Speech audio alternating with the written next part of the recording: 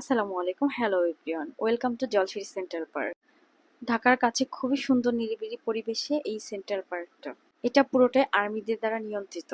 যদি এটা নারায়ণগঞ্জের মধ্যে পড়েছে, বাট এটা 100 ফিট বা 300 ফিট দিয়ে খুবই কাছে। রিক্সায় করেই যাওয়া যায়। রিক্সা ভাড়া পড়বে ৮০ থেকে ১০০ কি ১২০ টাকা। আর এন্ট্রি ফ্রি ৩২০ টাকা করে পার পারসন। আর অবশ্যই ফ্রাইডেতে এটা অফ থাকে, শুধুমাত্র আর্মি অফিসারদের জন্য এটা ওপেন থাকে। বহিরাগমনদের জন্য বন্ধ থাকে ফ্রাইডেতে।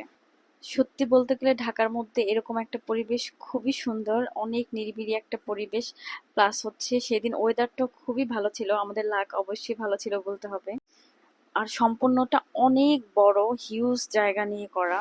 বসার জন্য পুরো পার্কটার মধ্যে খুব সুন্দর করে ব্যবস্থা করা আছে, বাচ্চাদের জন্য প্লে জোন করা আছে, ভিতরে রেস্টুরেন্ট আছে। তো সবকিছু মিলিয়ে খুব ভাল লাগছে।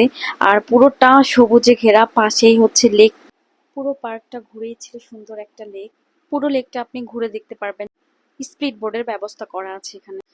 আমার পার্কের সবচেয়ে পছন্দের জায়গা ছিল এই কৃষ্ণচূড়া গাছের নিচের ঘাটটা। আমি যাওয়া থেকে শুরু করছিলাম, এই জায়গাটা কোথায় অনেক খুঁজতেছিলাম, বাট আমি একদম লাস্টে গিয়ে খুঁজে পাইছি। কি যে শান্তি লাগতেছিল এই জায়গাটায় বসে।